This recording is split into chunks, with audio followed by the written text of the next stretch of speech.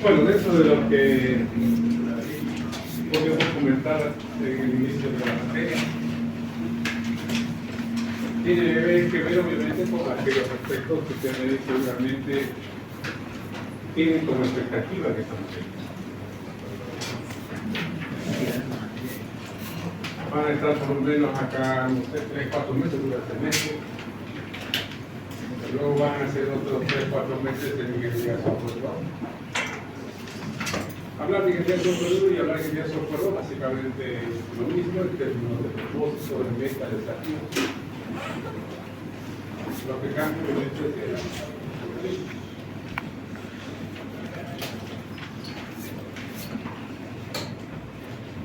esta materia está en qué semestre. Octavo. Eso quiere decir que prácticamente está a un semestre más de terminar la carrera, ¿cierto? Es decir, tienen un recorrido bastante llano, alto. Entonces, no sé, a ver, les voy a preguntar, ¿cuál creen que es su expectativa, cuál es su expectativa en todo caso para esta materia?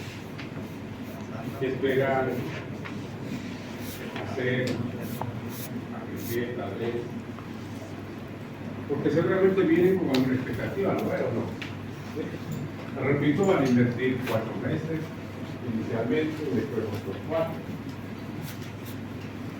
Y eso significa tiempo, esfuerzo.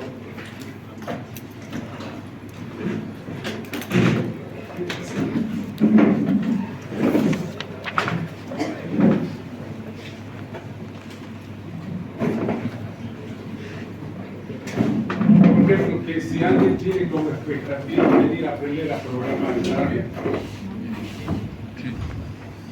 Para nada, pues, ¿no? ¿Qué hacen acá si no saben programar? Programar. ¿No saben qué programar? Programar. ¿Saben programar? Saben, si no lo estuvieran acá.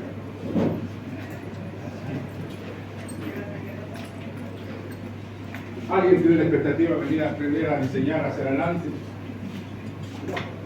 No sabe. Si no lo estuvieran.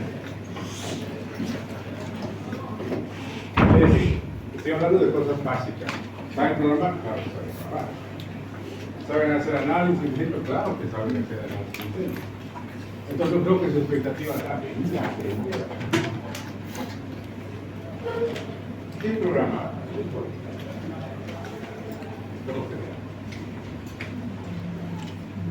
Ahora, si esa no es su expectativa, venir a aprender a programar, a hacer análisis, diseño, ¿cómo puede hacer? ¿Qué creen que les falta en su formación? Repito, están básicamente a un semestre de entrar a la universidad. ¿Qué más les faltaría? Seguimos en el ámbito, por ejemplo, donde alguien dice algo. ¿Si alguien no sabe algo? Si no lo sabe es porque simplemente no lo quiere o no tuvo la necesidad de saberlo. Yo estoy seguro que del 100% de lo que ustedes saben en cuanto al desarrollo del software, un porcentaje mínimo lo aprendieron de los profesores. Un porcentaje mayor o alto lo aprendieron ustedes por su propia cuenta. Por ejemplo.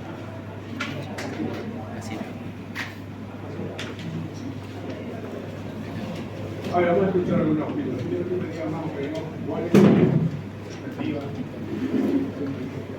qué es lo que esperan, que de repente después aportar esta materia en su formación. Se supone que cada materia que llevan debería agregar algún valor muy importante.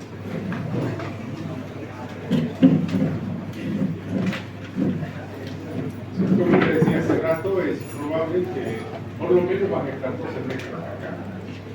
Uno de ingreso por uno y el otro de ingeniería.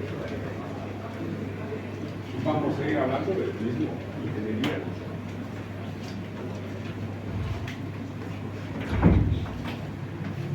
A ver, escuchen algunos. Quiero que me comenten más o menos cuál es su expectativa, qué creen que pudiéramos hacer. Podrían tomar como referencia tres aspectos para responder a esto. Primero, el nombre.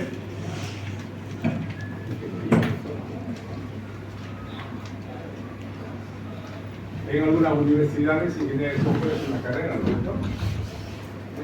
De hecho, acá mismo en la facultad, de para atrás, se ha planteado la idea de que hay una carrera específicamente de ingeniería de software.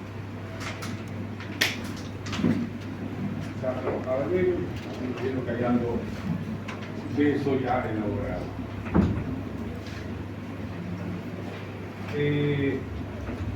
Decía, tres referencias. Uno, el nombre de ingeniería de software.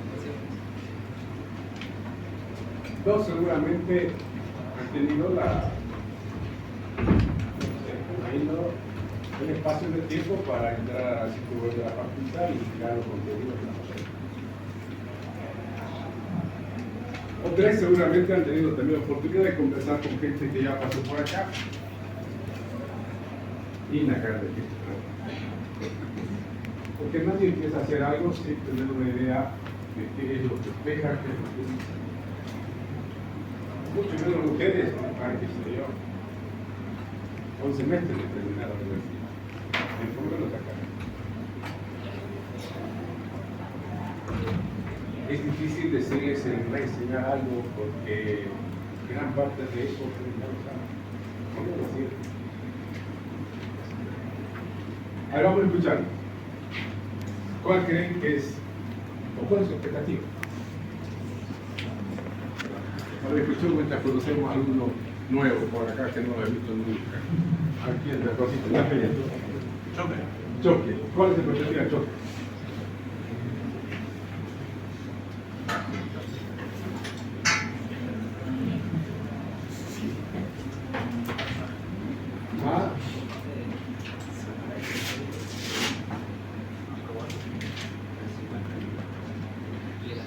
Acá adelante el nombre de la película. Otro choque.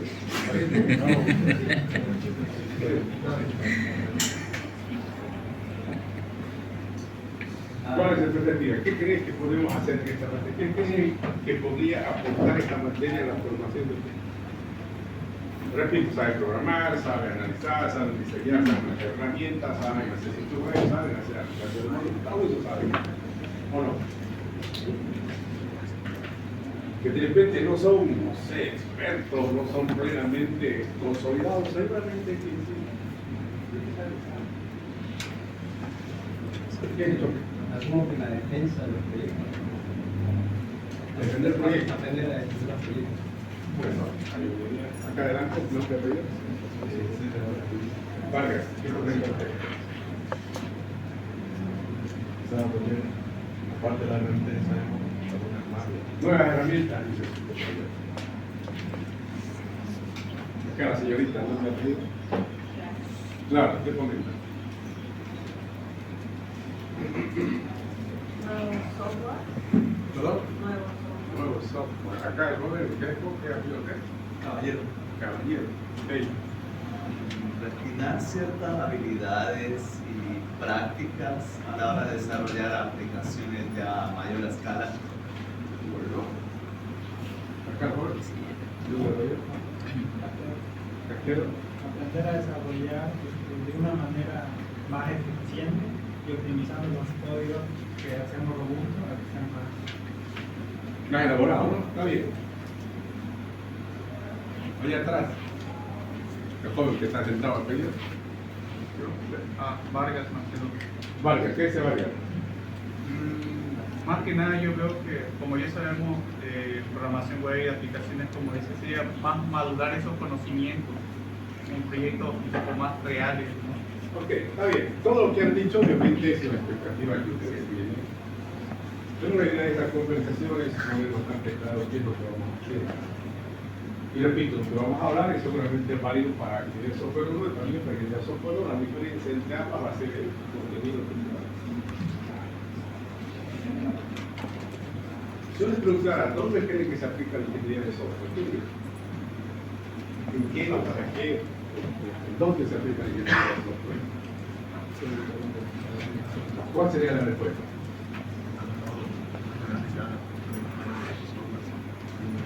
Seguramente van a decir ustedes a lo largo del ciclo de vida del software. El ciclo de vida del software, ¿dónde empieza y dónde termina? Nace normalmente en una etapa de determinada definición. Donde hacemos la definición del software que queremos seguramente empezar a trabajar y desarrollar. La planeación, el análisis, el diseño, la implementación, las pruebas, la puesta en marcha, el entendimiento,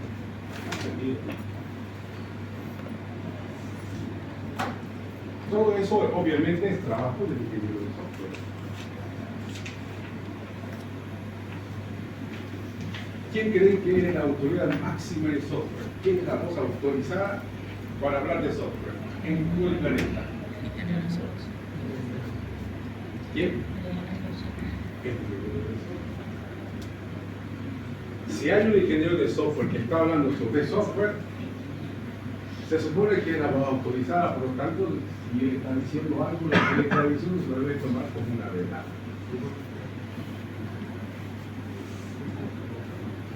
Si yo tengo un problema o una duda respecto a un aspecto jurídico y hablo con un abogado, eso es con alguien que de repente es periodista. El periodista puede tener ideas, seguramente que sí.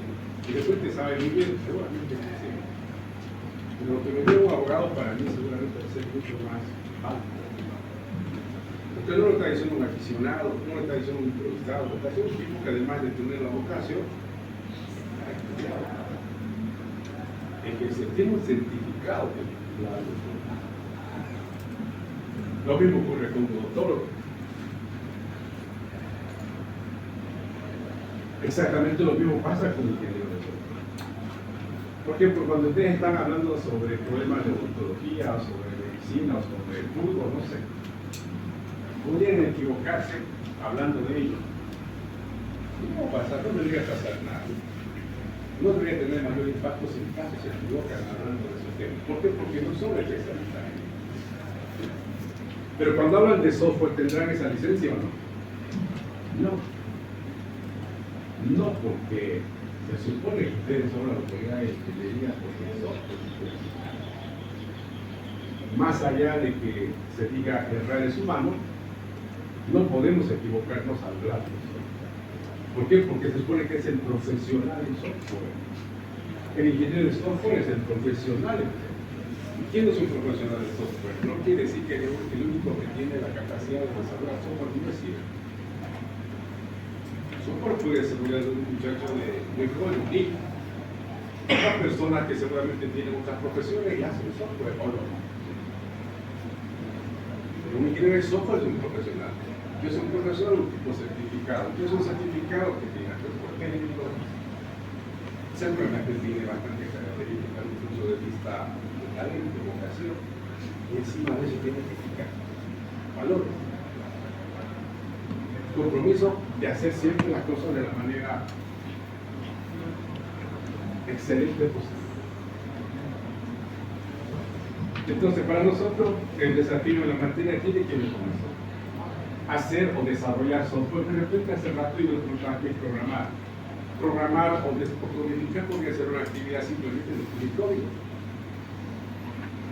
La ingeniería de software es mucho más que eso. Pónganse esta situación tan clara que ustedes lo hacen, pero no sé si son conscientes. Cuando desarrollan software, siempre que desarrollan software hay 4 actividades identitarias. Ahora que la solapen, que le den a una más importancia, a otra le den menos importancia, todo eso no se puede. ¿Por qué? ¿Será que alguien puede desarrollar software sin entender el problema? ¿Se puede desarrollar software sin entender el problema o no? ¿Eso qué quiere decir? Que tengo que dedicarle tiempo, espacio, esfuerzo a entender el problema, porque es una actividad natural del desarrollo del software. Pero hay gente que evidentemente no lo hace. Cree haber entendido el problema. Es exageradamente optimista, piensa que tiene una capacidad de leer la mente de las personas y asume que entendió. ¿Qué piensa? El resultado, obviamente, no van las cosas, no salen como el 50% de la solución a un problema normalmente es entenderlo. ¿O no? El entender los problemas le va a evitar, por ejemplo, tener que volverlo así correctivo o acharlo o lo que sea. Entonces, una primera actividad es esa, entender el problema. Segunda actividad, ¿cuál sería?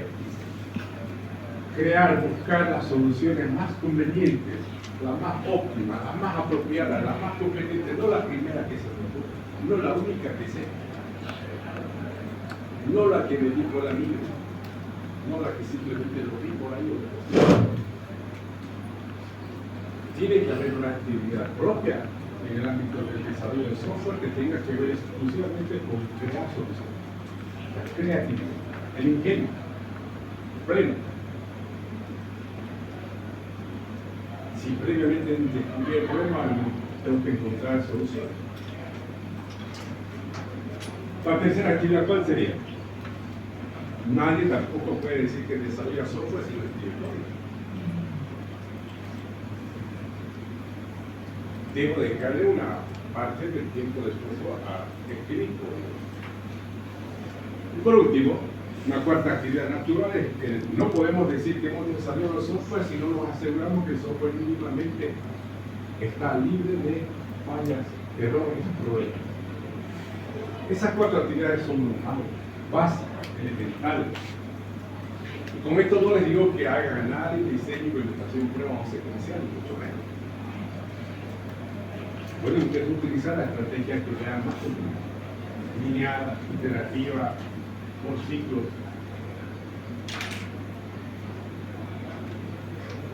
Esas cuatro actividades tienen nombre, ¿no es cierto? Entender el problema normalmente, ¿cómo lo llamamos?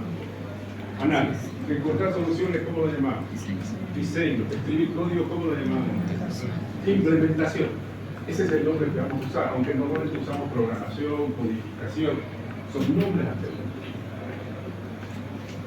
A la programación le decimos, algunos programación, le decimos codificación, pero su nombre técnico correcto en el ámbito de ingeniería de software es implementación. ¿Por qué será implementación? Porque se implementa la solución que se ha creado. Y la etapa donde nosotros buscamos o encontramos errores simplemente se llama prueba. Análisis, diseño, implementación y ese es el proceso esencial del desarrollo de más adelante seguramente vamos a hacer algunos cuadros donde vamos a poder ver algunas prácticas de cómo nosotros distribuimos los tiempos, los recursos a cada una de estas etapas.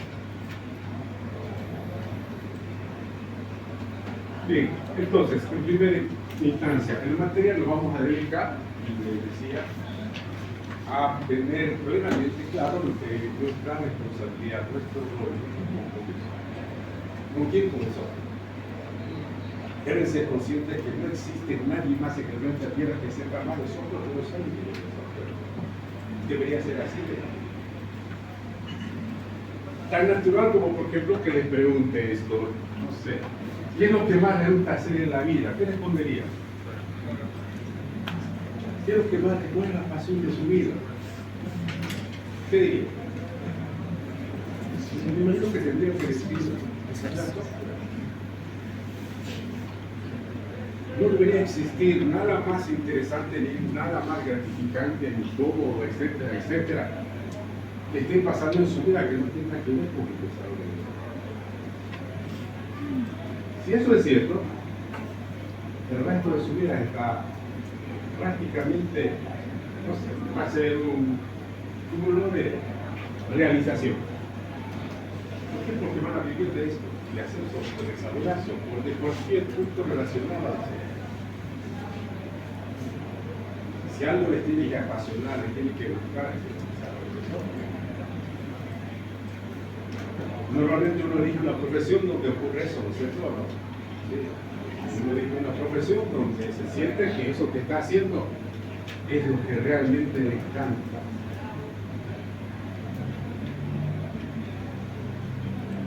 Nosotros podemos ver gente que se divierte y gana plata. Parece que se divierte, que se ve un futbolista, un cantante.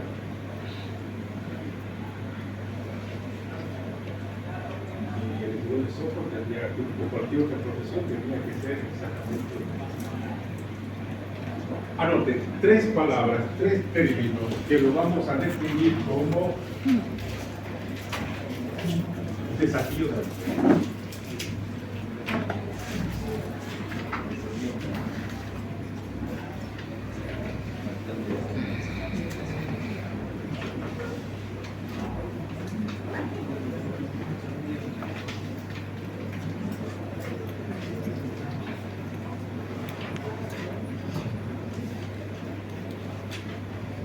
Estos 3 puntos que voy a comentar tienen que ver con lo que nosotros vamos a denominar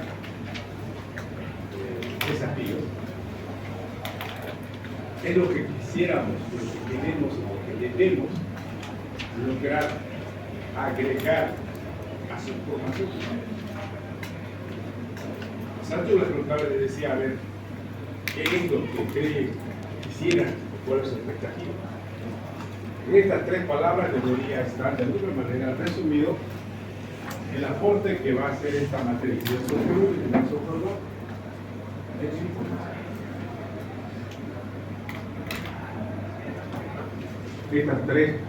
Estos tres términos van a marcar todo lo que vayamos a hacer. Los contenidos que desarrollemos en clases, las tareas que van a hacer, los software que van a desarrollar, proyectos que vayan a hacer. Siempre van a tener que ver.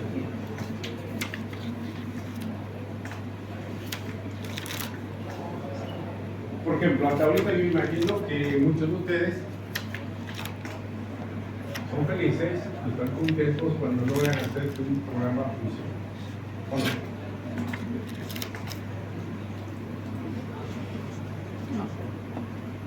El programa funciona, nos pondremos contentos, nos ponemos felices porque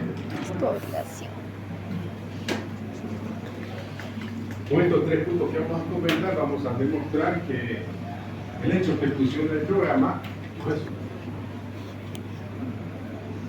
Es más, por ejemplo, cuando ustedes vengan a presentar cualquier tipo de proyecto de software que hagamos, no lo vamos a poner completo, ni vamos a reflejar porque el software funciona. No van a venir a decir, oye, ingeniero, el software funciona. Obvio que va a funcionar. Claro que va a funcionar, porque si no, ni van a entrar seguramente. ¿De qué vamos a hablar? De estos 3 puntos que les voy a comentar. El primer punto, calidad. La calidad o calidad científica.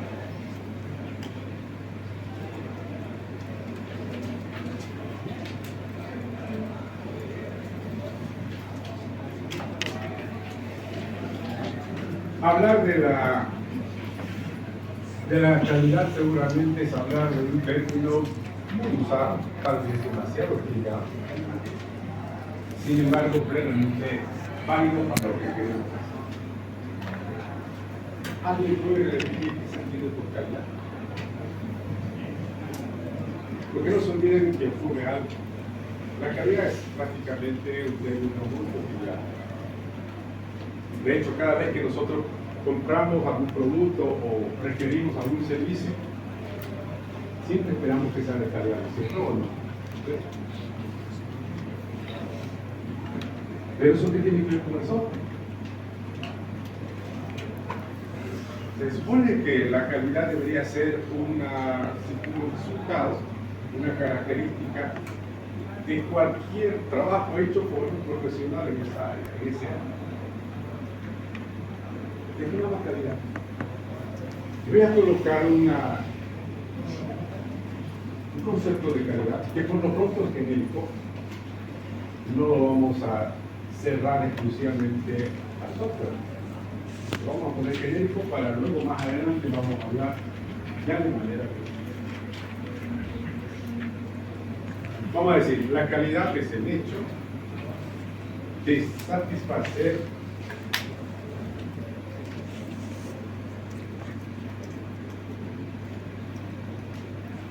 plenamente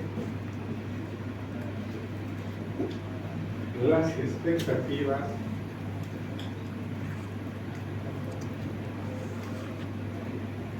de un cliente.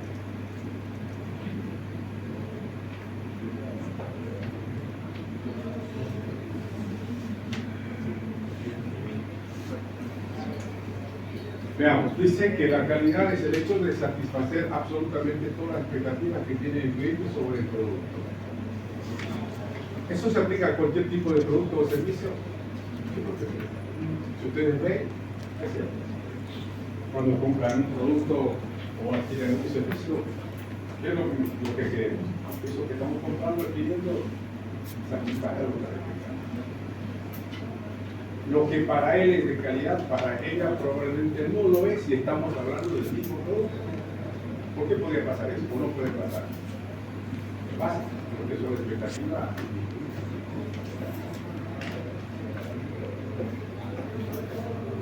En nuestro ámbito, hablando del software, ¿cómo podemos saber que el software es engañoso? Ese, por ejemplo, es uno de los temas que nosotros tenemos que tenerlo muy claro. Porque, como decíamos hace rato, es probable que todo nuestro esfuerzo esté orientado, por ejemplo, a eso, asegurarnos que el producto, el software que vamos a crear, sea de calidad. Que el software funcione, me garantiza que sea de calidad.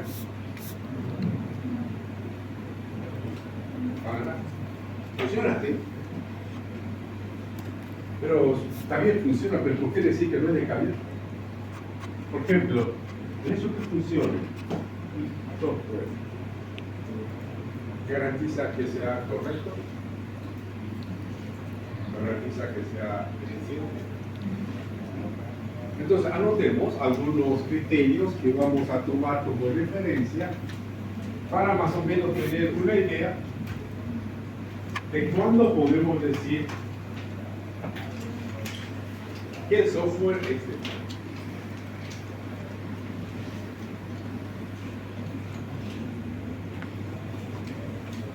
Podemos utilizar distintas referencias dadas por la ISO, IEEE, CPI, que normalmente son modelos estándares que están orientados justamente a analizar, a determinar la calidad. Pero vamos a tomar lo que dice la ISO. La ISO propone algo de más de 30 factores de calidad. Pero nosotros, a manera de práctica, vamos a hacer referencia a 7. Es decir, por lo menos estos 7 debemos lograr.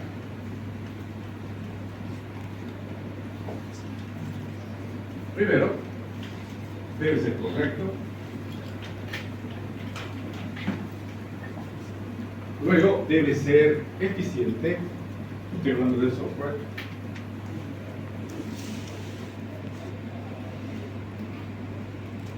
Después debe ser fiable.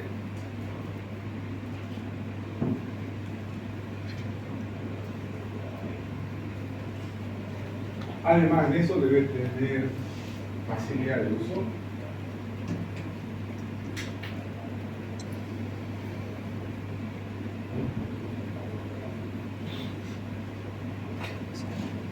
Por otro lado, también debería tener facilidad de mantenimiento.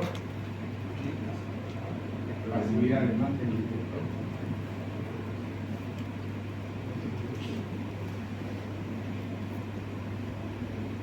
Luego, seguridad y integridad, o seguridad e integridad.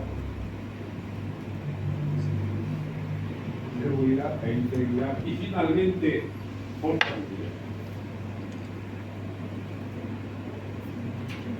Fíjense, ahí lo que estamos hablando es de referencia, criterios, parámetros, indicadores, factores. Cuando hablemos de lograr desarrollar un software de calidad, deberíamos asegurarnos que el software que hemos desarrollado cumple con estos criterios mínimos. ¿Cuándo se dice que un software es correcto? Hace rato les decía, el hecho de que un software funcione me garantiza que es correcto. Para decir sí o no, yo tendría que primero saber a qué llamo correcto. ¿Cuándo digo que un software es correcto? Cuando el software hace lo que se espera que va a hacer. Me parece tan obvio. Pero ¿será que eso pasa frecuentemente? ¿O podría ocurrir que yo desarrolle un software que no sea un software que funciona, pero correcto? ¿Puede pasar o no puede pasar? Sí. En esta materia pasa y muchas veces en los exámenes espaciales. ¿Por qué? Porque los jóvenes muy optimistas o otra cosa creen haber entendido el problema porque alguien les contó, le pasó una grabación, le pasó un video, o medio se acuerdan de los semestres pasados y empiezan a hacerse rollar. Vienen a presentar, pero están seguros que funciona, claro que sí. Pero no hace lo que se aprendió que deba. Seguramente es el error más caro en un proceso de desarrollo de software. Hacer un software donde los desarrolladores están convencidos que lo que están haciendo funciona, que realmente funciona, creen haber entendido el problema, plantean diseños para plantear herramientas para implementación, han hecho todo. Pero no está correcto. Vas a pasar. ¿Qué tengo que hacer para que no caiga en una situación como esta? Una sola, entender el problema. Asegurarme de entender el problema. Hay jóvenes que ni siquiera están entendiendo el problema. ¿Qué están haciendo? Están escribiendo todo.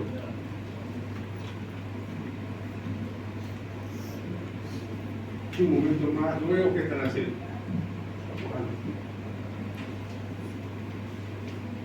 Resultado. El mundo, todo panchado generado. Hacer.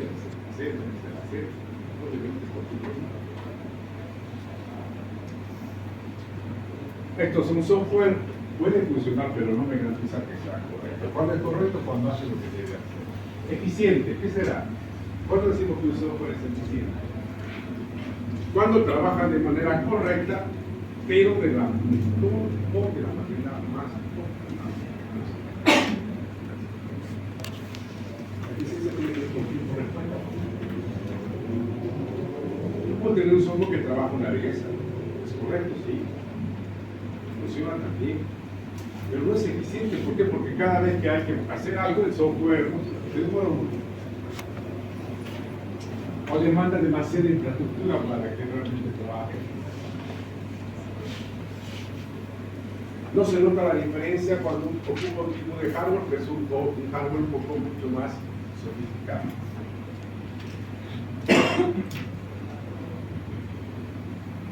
Fiable. ¿Cuándo decimos que un software es fiable?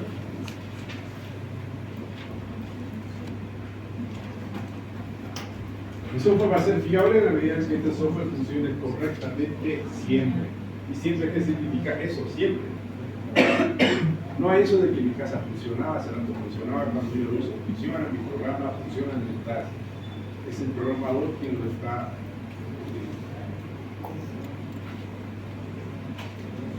debe estar preparado para cualquier tipo de escenario. No debe depender de la situación ideal para que el software funcione.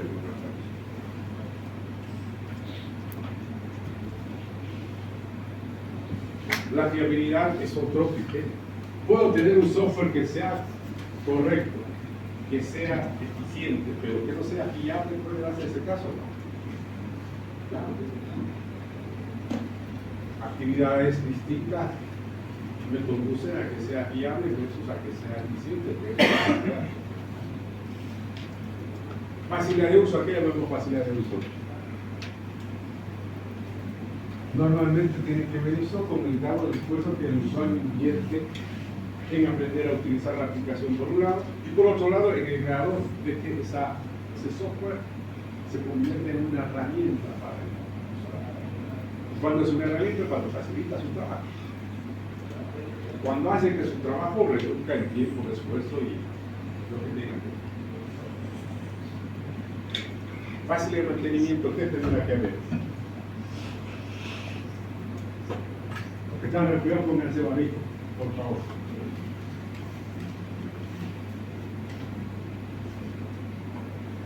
La facilidad de mantenimiento, decíamos, tiene que ver con la vida del software. Es decir, con los cambios. ¿De qué depende que un software viva más o menos tiempo? ¿De qué dependerá? Eso, ¿no? Que tenga la capacidad de adaptarse. Y esa adaptación tiene que significar un esfuerzo mínimo. Porque si significa un esfuerzo mayor, de repente le sale más barato colocar otro software en vez de estar agregando. ¿Quiénes, mientras desarrollan software, piensan en estos factores de calidad? Si lo hacen bien, si no lo hacen, pues se van a casar. De hecho, lo tienen que hacer. Tienen que usar, no sé, técnicas, métodos, herramientas o que vean a su alcance para lograr conseguir que el software cumpla con los factores. Seguridad e integridad ni hablar, tratabilidad ni mucho menos. En fin. Entonces ya queda claro a qué vamos a llamar un software de calidad. Esa es la diferencia entre lo que han hecho hasta ahora versus lo que vamos a hacer hoy. Como decía hace ratos, probablemente ustedes han hecho mucho software y en su gran mayoría han estado felices mientras funcionaba. Tal vez lo han hecho esto sin querer, pero no debería ser así. Cada uno de estos debería tener una meta, un desafío, algo a buscar de manera específica. Y alguien dice, así como las cosas salen mal, también podría salir bien. Yo creo que alguna vez han hecho un software de control y nunca lo han filmado. Pero la idea no es eso. Bueno, entonces ya está el primer punto. El primer desafío. Todo lo que hagan en cuanto a software debe ser de calidad. Si no, no habría motivo para que esta manera exista si vamos a hacer más de lo mismo. Segunda palabra, segundo término, segundo desafío. Vamos a llamar productividad.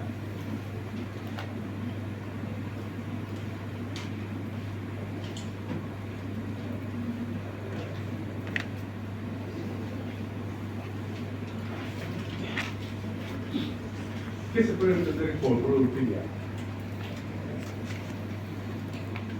Si la calidad tiene que ver con el hecho de satisfacer las expectativas que tiene un cliente sobre ese producto, ¿qué podría ser la productividad? Por el nombre.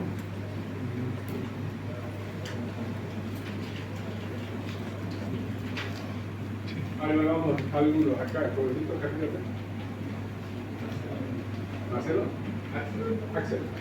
¿Qué dice Axel? ¿Qué entiendes por productividad? En términos generales, sin hablar de software. Tiempo de elaboración de un producto de su compañero. ¿Aquí es joven? ¿Estabilidad? Lo digo.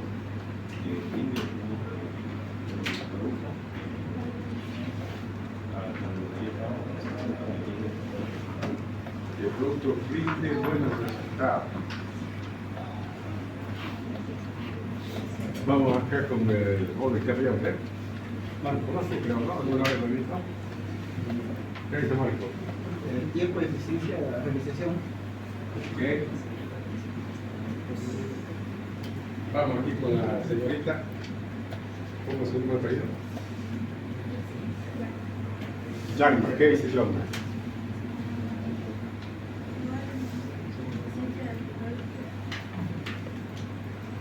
Bueno, anotemos entonces para que lo tengamos todo bastante claro. Aquí vamos a llamar productividad. ¿Cuándo vamos a decir que hay productividad? Como han visto hace rato, cuando hablamos de calidad, la calidad hace énfasis en el producto. En cambio, la productividad hace énfasis en el proceso. Desde ese punto de vista, vamos a decir que productividad es producir más en menos tiempo, producir más con menor esfuerzo. Y el tercero, si hago algo en menos tiempo y lo hago con menos esfuerzo, implícitamente, ¿qué estoy logrando hacer? Hacerlo a menos costo. En síntesis, productividad es producir más en menos tiempo, producir más con menor costo, y eso implica producir más,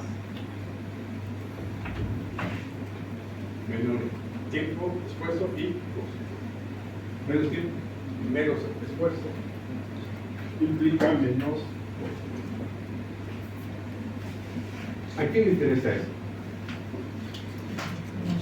¿Quién será el que valora la productividad? Por ejemplo, la calidad normalmente es valorada por el cliente o por el desarrollador. Solamente por ambos, pero al final y al cabo, quien va a disfrutar o va a bregar con la calidad del producto es el cliente. Que el desarrollador también se verá afectado porque si no es de calidad lo que él hace, va a estar en problemas. Pero normalmente es el cliente quien disfruta o brega con la calidad. En cambio, la productividad, ¿será que le interesa al cliente? ¿A quién le interesa más? Precisamente al desarrollador. Cualquiera que haga algo, desde alguien que haga una torta hasta que alguien haga un edificio o haga un software, siempre le va a interesar la productividad. Hacer las cosas en el tiempo, el esfuerzo, lo que significa a menor. Cuando consigue eso, obviamente va a estar en condiciones más óptimas de poder competir. ¿Con quiénes? Obviamente con el mercado, con la competencia que existe. Entonces, ¿eso qué tiene que ver con nosotros como desarrolladores de software? Nosotros para desarrollar software aplicamos un proceso de desarrollo. Hace rato habíamos propuesto 4 actividades básicamente ineludibles, no hay forma de no hacerlas. Dar diseño, implementación, es parte del proceso.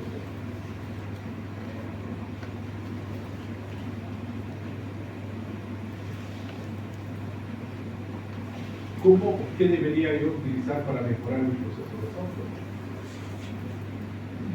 Hace rato, por ejemplo, hemos puesto algunos criterios de referencia para la calidad. ¿Qué hago para la productividad? Seguramente estamos hablando de distintos aspectos. Para empezar, estrategias de desarrollo de software, métodos, técnicas de desarrollo de software y obviamente uso de herramientas de desarrollo. Todas esas donde las aplico a lo largo del proceso. Tendré que buscar estrategias, métodos, técnicas y herramientas que estén orientadas a acelerar el proceso de desarrollo. En materia, por ejemplo, vamos a hacer algunos proyectos donde si ustedes usan herramientas, llamémoslo así, normales, convencionales de desarrollo de software, probablemente que el tiempo no les alcance para terminar de desarrollar dichos software. Habrá que empezar a buscar, a leer, conseguir maneras, formas de acelerar procesos de desarrollo. Y eso no es otra cosa que estrategias, métodos, técnicas y herramientas.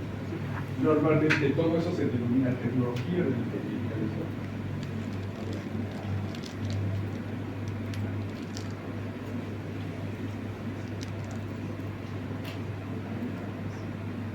Tercer palabra o desafío.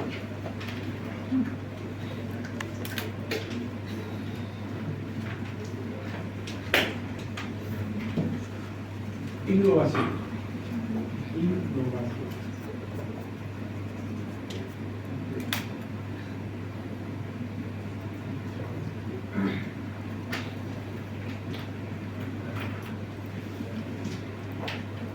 ¿Qué se podría entender por innovación?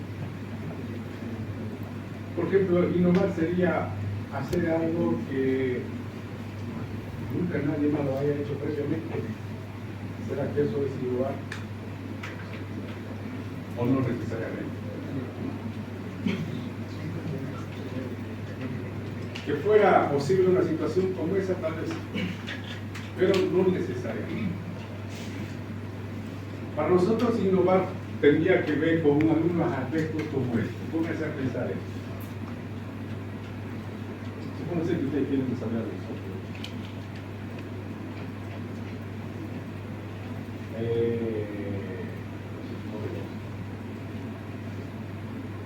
De repente quieren hacer una aplicación que nadie más lo ha hecho.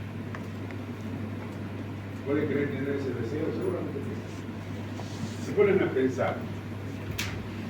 Tres problemas que se encuentren con esta situación.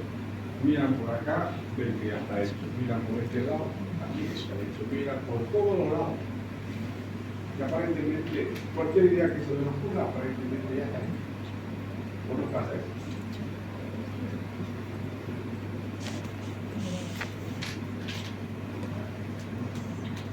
Entonces, ¿qué hacemos si esto es ley?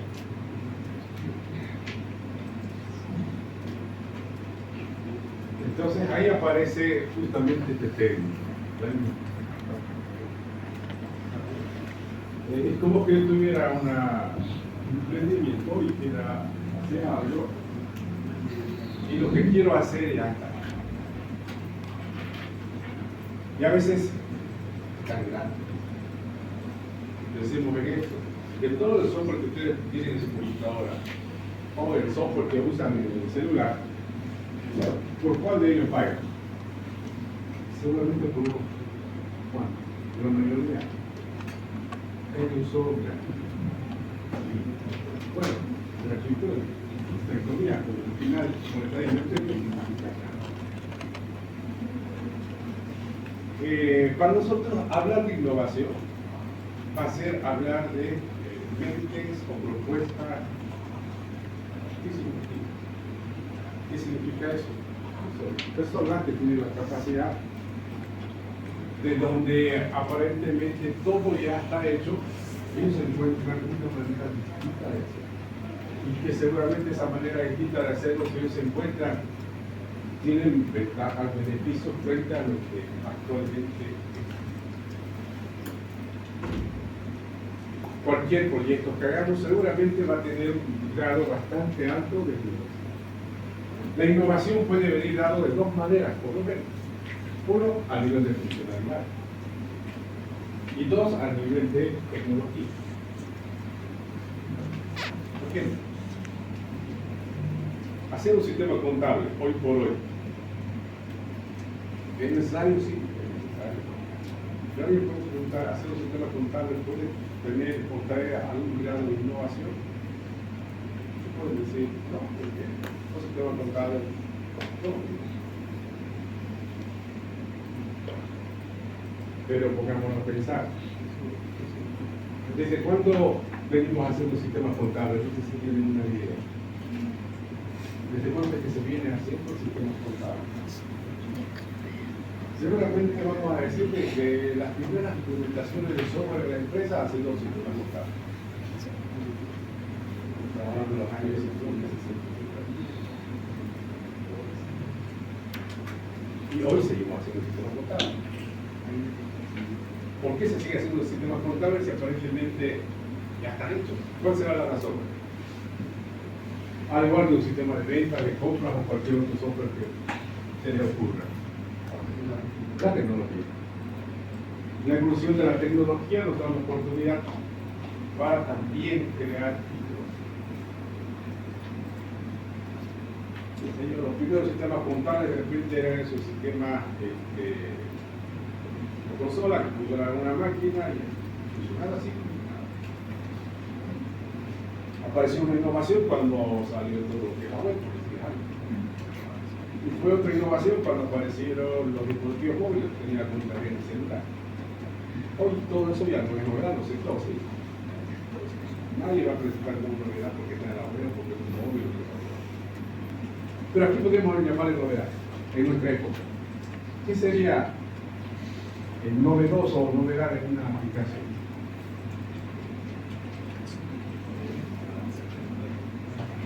Cada generación a lo largo de la historia ha tenido un desafío. Ha habido gente, por ejemplo, o jóvenes que salieron de una universidad donde salieron con la capacidad de que eran desarrolladores, que tenían la capacidad de hacer aplicaciones web. Es decir, empezaron a migrar todas las aplicaciones a la web.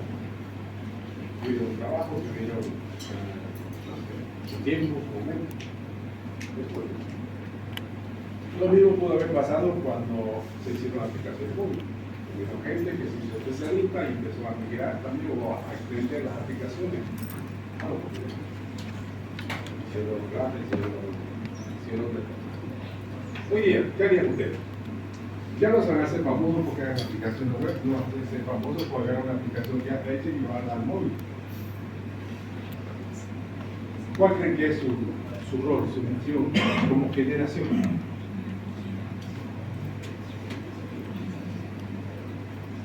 Les doy un dato que ustedes lo deben conocer. Se dice, por ejemplo, que en la sociedad nuestra, el 100% de la información de los datos que generamos, los sistemas tradicionales solo alcanzan a procesar un 30% de esa información.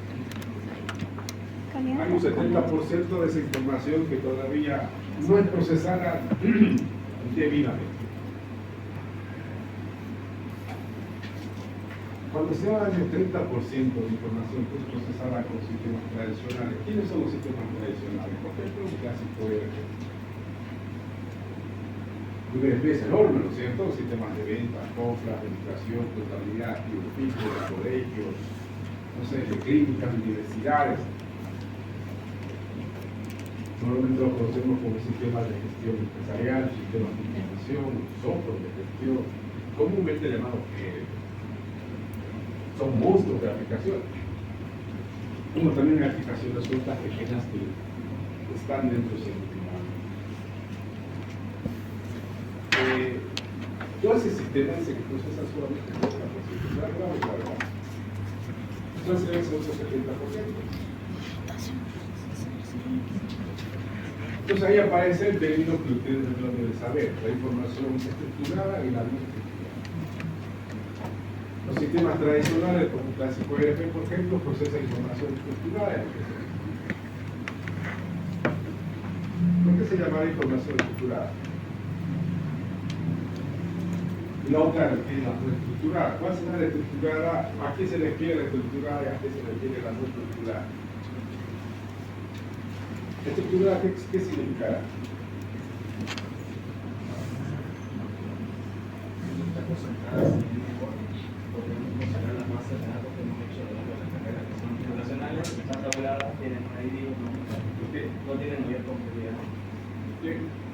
Vamos a entender que estructurar es eso.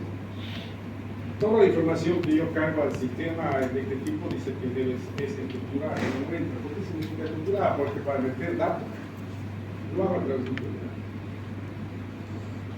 Es decir, tengo que organizar la información previamente para cargarlo al sistema. El sistema no me acepta otros datos que no sean los que están definidos en el formulario. Tiene que ser con esa cantidad de caracteres, de repente tiene que ser con ese formato, tiene que ser exactamente como los tipos. No puedo cargar otra información porque el formulario no lo tiene. Es decir, la información es totalmente. Como dice su compañero, eso solamente termina almacenándose una base de datos clásica con una base de datos relacional. Si eso es información estructurada, que es el 30% que procesan los sistemas actuales, ¿cuál será la información no estructurada? Que es el 70% de teoría más o menos. En la materia de soporte para toma de decisiones, el ingeniero Peinado mencionaba que eran los videos y que de los videos se podrían sacar datos de ellos. Seguramente es todo lo demás. Y es lo que más generamos todo el tiempo. ¿Qué es lo que generamos todo el tiempo? Charlas, conversaciones, imágenes, videos, mails, documentos. no? Todo eso no está estructurado, está estructurado.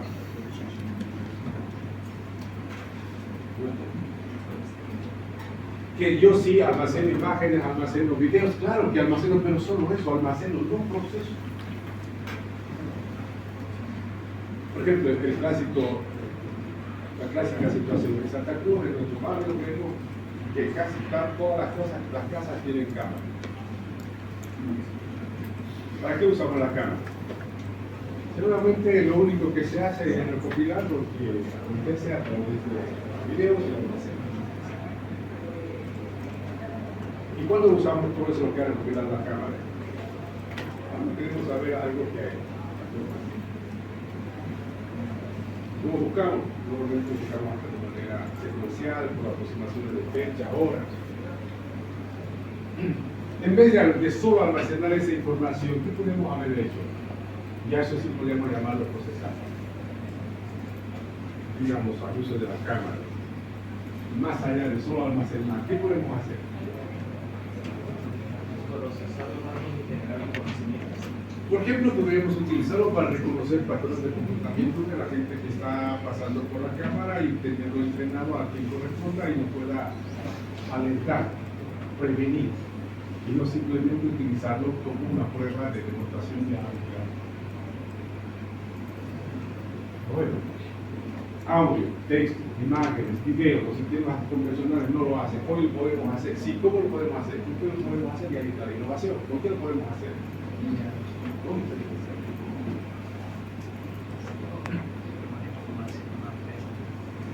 Y ese seguramente, hace rato les decía a ustedes, Juan cree que es su protagonismo, su desafío, su aporte, su carta de presentación, seguramente tiene que ver con eso. No van a ir a impresionar a nadie diciéndole que solamente saben hacer aplicaciones gráficas, hacer aplicaciones gráficas. Nos van a decir, este EVP clásico que tiene, lo puedo agregar esto, basado en la IA, yo puedo dar cobertura. Es más, van a exigirlo.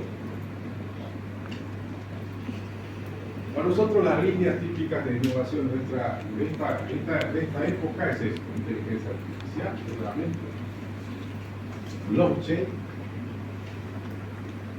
Internet de las cosas, ciencia de datos,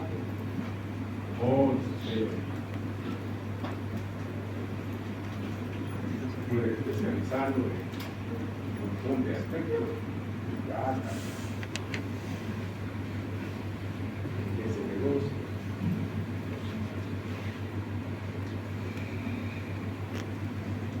Por ejemplo, cualquier trabajo, por lo general, los proyectos de la materia van a tener que ver con esto. Hoy por hoy ya para ustedes que son pronto ingenieros de informáticos, de sistemas, tienen que salir. Es eso, son gente que maneja todo este tipo de llamémoslo tecnología. A cualquier software que hagan lo tienen que potenciar con esto. Y eso puede finalmente convertirse en su innovación. ¿Qué tal yo hago un sistema contable con inteligencia artificial? ¿Para qué no sé? Pero algo hace. Yo tengo la capacidad de aplicar la IA en aspectos contables. Y eso hace que el contador o quien corresponda trabaje menos, invierta menos, tenga información seguramente más efectiva. Ese sistema contable versus este otro sistema contable ya es distinto, ya es diferente. Este no puede retrasar la idea. Eso es innovación. La innovación, le decía hace rato, es el hecho de establecer, plantear situaciones donde aparentemente todo está hecho con él. Diferente. En síntesis, son esas tres palabras, son tres desafíos por los cuales vamos a trabajar en ingeniería. Cualquier cosa que hagamos debe estar centrado en la calidad, en la productividad, en la calidad. Hace rato, al inicio casi les decía, ya saben programar, ya saben analizar, ya saben enseñar, porque imagínense, si no supieran programar, si no supieran analizar bien, no supieran enseñar bien, ¿van a poder hacer un software de calidad? De productividad, mucho menos. Innovación ni hablar. ¿Por qué? Porque ellos todavía están bregando con cosas elementales, con cosas básicas, todavía que tengan con un problema pobre. Ya su meta, su desafío, la vara, como alguien dice por ahí. Otro. Y eso es lo que vamos a encargarnos, vamos a trabajar, vamos a lograr hacer en esto. Bueno, eso en términos generales, esa es la materia como desafío. Lo que acabo de decir, no se aplica en ingresos, vamos a seguir hablando de calidad, productividad, innovación. Supóngase que terminaron de aprobar ingeniería de software 1, terminaron de aprobar ingeniería de software 2, han invertido en total 8 meses, 4 meses en cada uno de esos, han invertido mucho tiempo, mucho esfuerzo. Y tendrían que preguntarse de cómo se hizo esas dos materias. La respuesta es esa. Sí, después de, ojalá fuera durante, pero después de concluir estas dos materias, ustedes cada vez que tengan que desarrollar software, siempre coloquen como desafío y compromiso conseguir estos 3 aspectos que hemos comentado. Es decir, cada vez que hagan software, ustedes tengan implícitamente el compromiso a hacerlo de calidad, hacer un proceso que tenga productividad, y siempre tengan el desafío de entregar productos con innovación. La materia habrá cumplido su entonces, bien, ahora hablemos de otro punto, que seguramente es el que nos va a tomar mucho tiempo. El proyecto de la materia, la información, ¿no?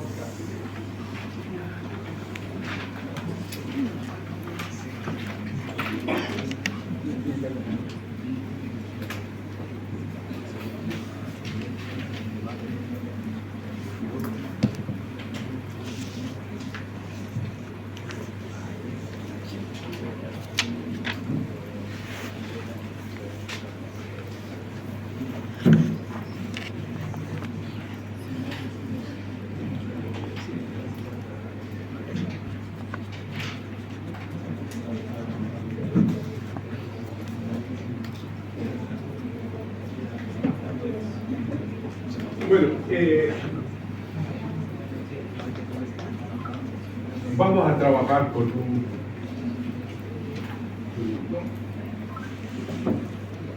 el sistema de evaluación es normal, van a ver los exámenes parciales, va a haber muchos prácticos o tareas. Vamos a tener un proyecto final de la materia y obviamente va a haber un examen final.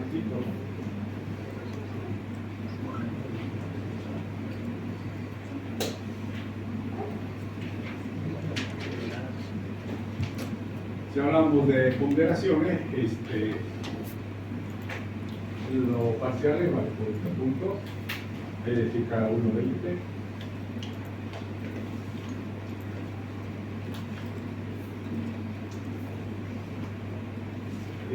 Muchos prácticos no tienen una nota, sin embargo tienen que hacerlo. Si quieren luego presentan, pero deben hacerlo.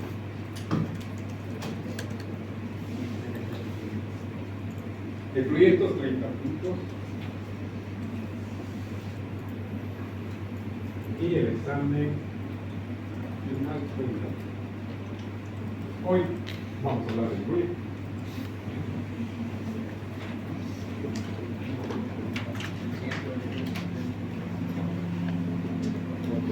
Bueno, el proyecto, les decía hace rato, es algo que vamos a trabajar durante el semestre. Inicialmente vamos a dar 2 referencias. Primero, van a conformar el tipo de trabajo o grupo.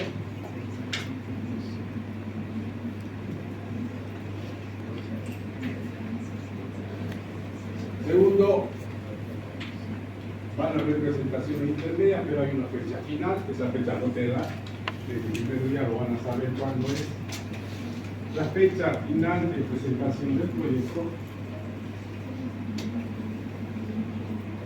es 2 semanas antes del último día de clase.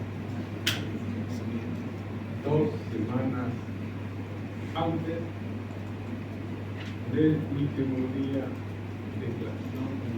El último día de clase, si ustedes se fijan en el calendario, está programado más o menos como el 6 o 7 de diciembre. Bueno, ¿okay? Eso significaría que para cuándo estaría el proyecto. Más o menos el 22, 23 de noviembre. No te lo olvides. Esas fechas no se mueven.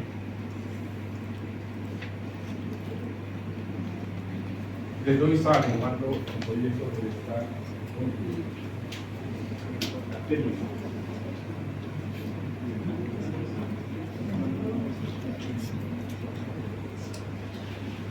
Ese proyecto van a trabajar en grupos, van a ser grupos de 6 personas.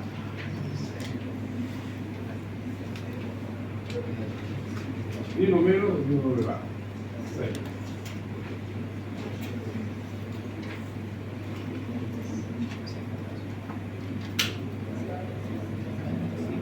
Inicialmente, por ejemplo, el día jueves, que van a traer un circuito. No, mi quiero hablar todavía porque vamos a hablar. El día jueves van a traer un circuito de trabajo para registrar.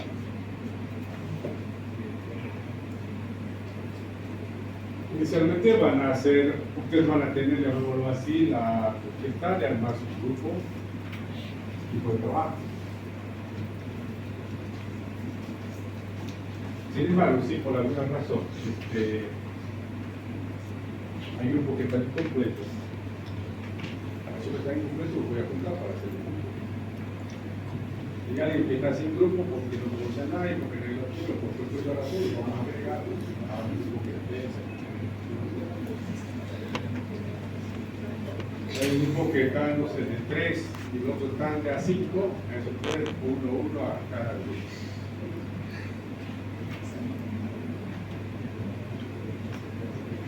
No debería haber mayor complicación dentro de hacer un grupo, pero que en la vida real uno no dice con quién trabajamos entonces.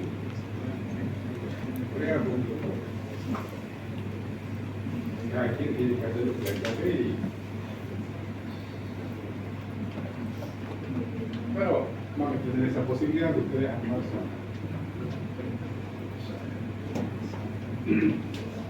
No les voy a dar temas a cada grupo, ni mucho menos a ustedes que van a tener propuestas.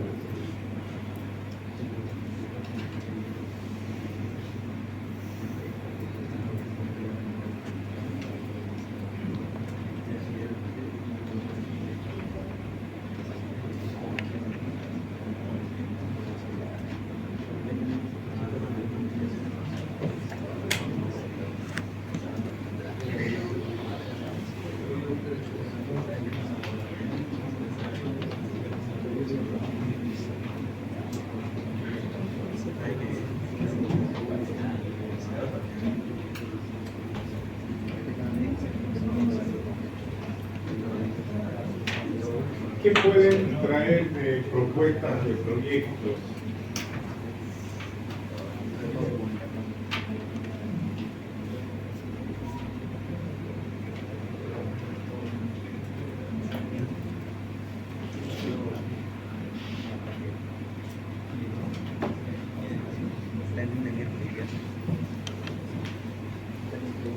Bueno, el proyecto de materia que van a presentar tiene que ser referente de todo lo que estamos hablando aquí. Primero es un proyecto de ingeniería de software. No es un proyecto de algoritmo, no es un proyecto de base de datos, no es un proyecto que se dio de sistemas de información, es un proyecto de ingeniería. Por lo tanto, quienes están desarrollando el software son especialistas en software. ¿Y cuántos son? 6 poderosos cerebros de ingeniería de software trabajando con un solo proyecto. ¿Qué deberían traer? Ustedes.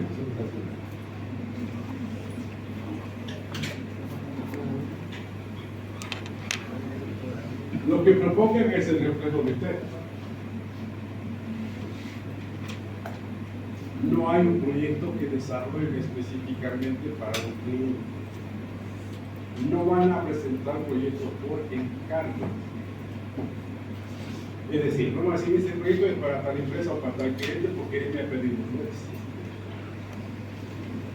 ¿Por qué? Por una situación tan simple como esta. Fíjense de esta manera. Vamos a volver a usar una realidad que muchos lo van a vivir pronto seguramente. Hace rato habíamos dicho que están a 11 meses de concluir su carrera. La gente y no es una carrera. En el peor de los casos, no sé si es el peor de los casos, pero debería ser. Este semestre termina en diciembre. En los menos semestres lo estarían haciendo hasta agosto o julio, probablemente después de segundo año. Y hasta diciembre de este año que viene el 2025, ¿cuál debería ser su estado? Claro, titulado libre de compromiso de la carrera a nivel de empleado, ¿o no?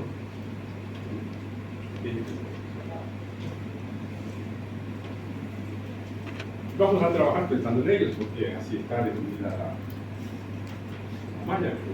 Que haya gente que debe de introducción a la programación, por supuesto. Que lo haga. Tendrán su motivo, razón, que será.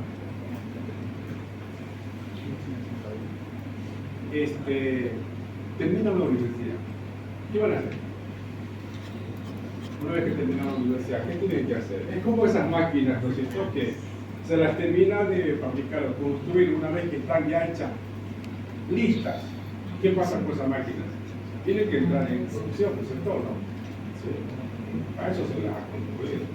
Ustedes, como ingenieros de software, una vez que terminen la carrera, también tienen que entrar en producción, ¿o no? Sí. ¿Y qué es entrar en producción para ustedes? ¿Cómo lo pueden entender? Bueno, a trabajar, desarrollar software para el mundo, desarrollar software para que resolviendo la vida de alguien, o facilitando problemas. Y a cambio de eso, obviamente, van a tener una rentabilidad. Porque por el paso del tiempo ustedes van a ir asumiendo ¿o no? No se extrañe si de aquí a 12 meses sus padres ya le empiezan a mirar a llorar. Sí, son más naturales. Lo triste es que no digan nada. Bueno, eso es para ti. Lo vean ahí que está dando vuelta y vuelta. Entonces, van a empezar, dice, su compañero va a buscar trabajo, me parece, ¿sí? ¿De qué van a buscar trabajo? Obviamente, algo que tenga que ver con software. La gran mayoría de ustedes son desarrolladores de software, ¿o no? ¿Qué otros tendrán otras áreas en el ámbito de software? Pero veamos, a ver, ¿qué opciones tienen? ¿Qué harían primero? Lo más, de repente, a la mano, al alcance, lo más cómodo, lo más fácil, conseguir su empleo. De desarrollo, ya sea una empresa de desarrollo de software o alguna institución que tenga su departamento de sistemas donde contiene su propio sistema. Bueno, yo mando mi currículum, mando mi carta o publico en algunas plataformas que también existen. Espero que algún día me hablen. Me hablan también de mi trabajo. Esa es una posibilidad. Una otra alternativa, ¿cuál sería? No sé, tal vez algún equipo con mi compañero, con mi colega. Monto una empresa, una especie de una empresa. Y lo voy a conocer que soy un especialista en ese software. De repente tengo muchos contactos y me pueden buscar para desarrollar. Y hago software por encargo. O simplemente me presento a licitaciones, pero sigue siendo claro, o a venir. Y me puede ir bien claro, porque sí, si tengo esa capacidad de contactos y cosas por el estilo, sí puedo. Tercer forma, ¿cuál podría ser? No sé, yo son esas personas que les gusta trabajar solo, Freelancer. ¿Qué pasaron? Algo software para el mundo, porque parte del mundo.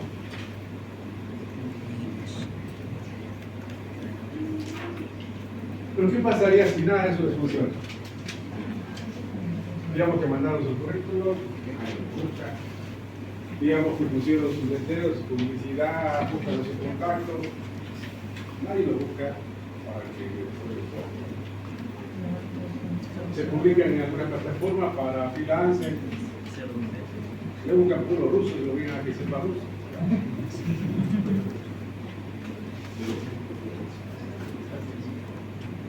¿Qué quería hacer? ¿Qué harían? Si pasara un escenario así tan...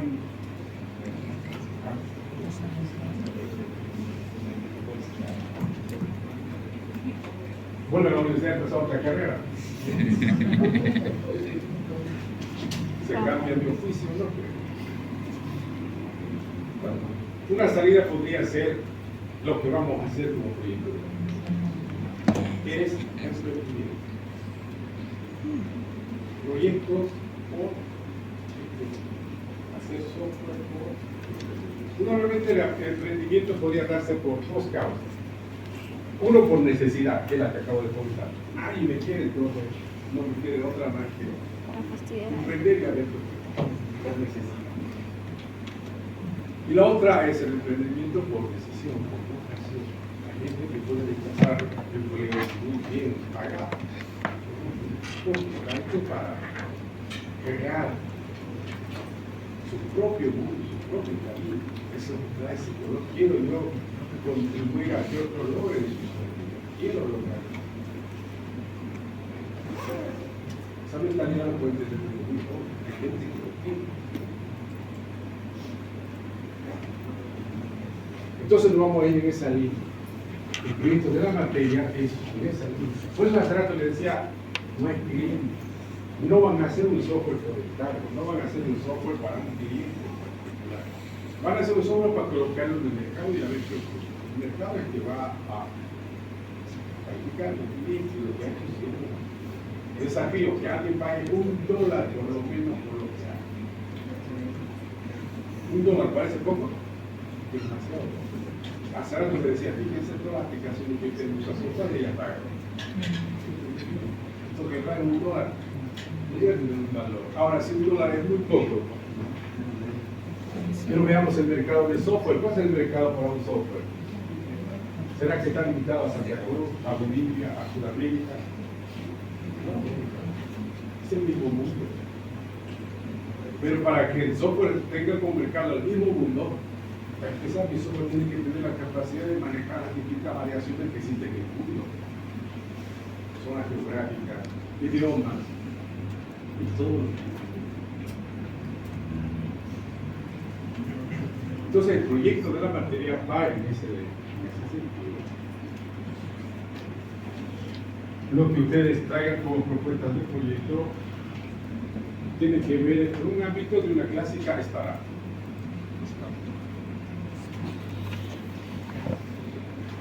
¿Qué hace una startup? Innova.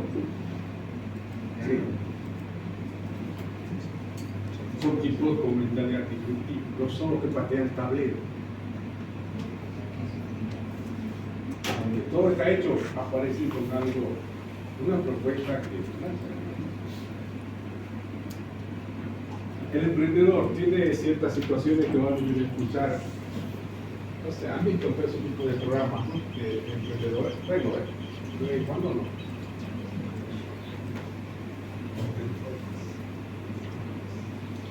Nadie quisiera tener la vida del emprendedor mientras está emprendiendo, es lo que se dice. ¿Por qué? ¿Qué será? Se dice que nadie quiere tener la vida del emprendedor mientras él está emprendiendo. Tan dura será que nadie quiere tener esa vida. ¿Qué será lo duro de todo ello? Es eso, es una vida de trabajo sin tiempo, sin dinero. Nadie paga. Ni siquiera está haciendo algo porque está seguro que de repente vaya a funcionar.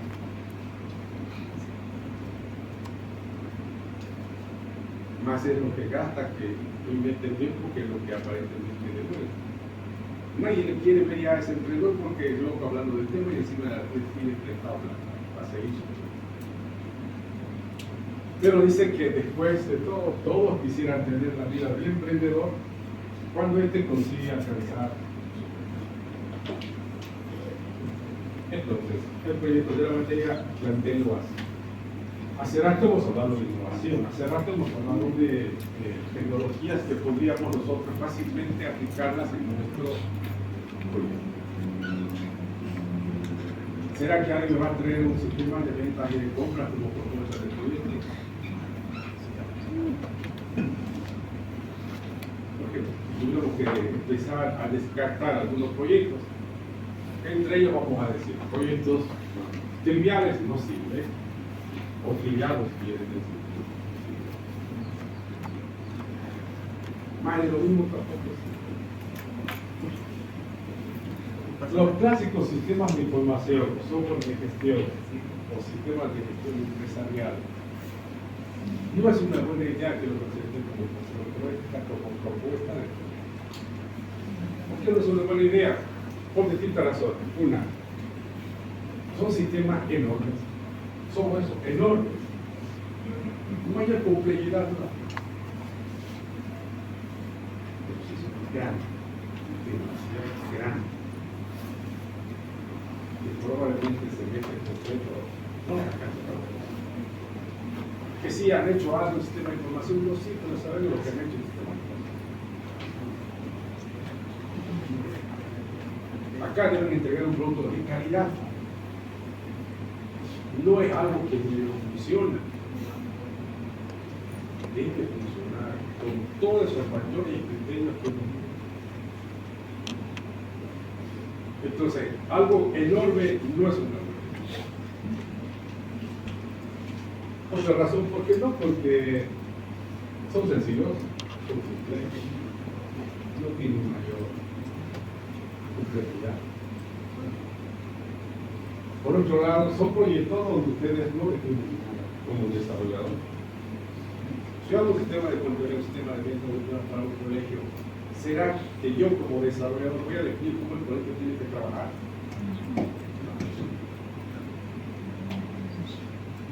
¿Cuál es mi trabajo de mí como desarrollador del servicio del sistema? Dos aspectos. Uno, entender, comprender las políticas de negocio que ellos han definido y yo debo implementar en mi software.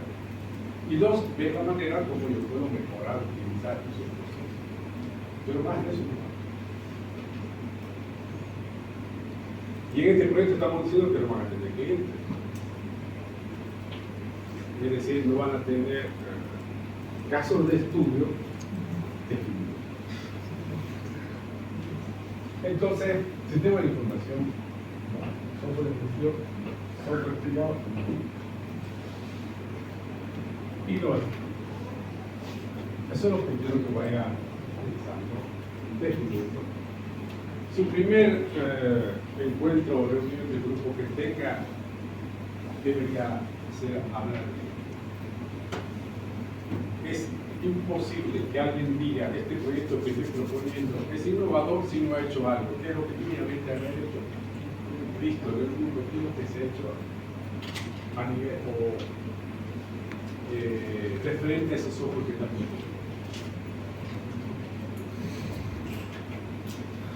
Entonces, el día